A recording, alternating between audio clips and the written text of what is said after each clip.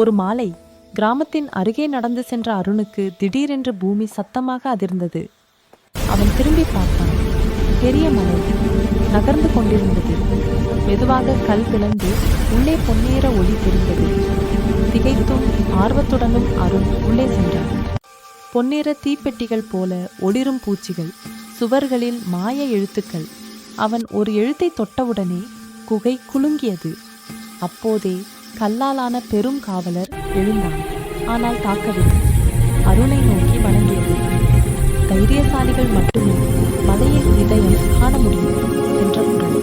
அது அருணை ஒரு ஒளிரும் சில்லிற்கு அழைத்துச் சென்றது. அவன் அதை தொட்டபோது ஒளி அவன் கைகளில் பாய்ந்தது. குகை மூடத் தொடங்கியது. அருண் ஓடி வெளியேறினான். மலை பழையபடி நின்றது. அவன் கைகள் மட்டும் மெதுவாக ஒளிர்ந்து கொண்டிருந்தது. அருணின் சாகசம் இப்போதுதான் தொடங்கியது.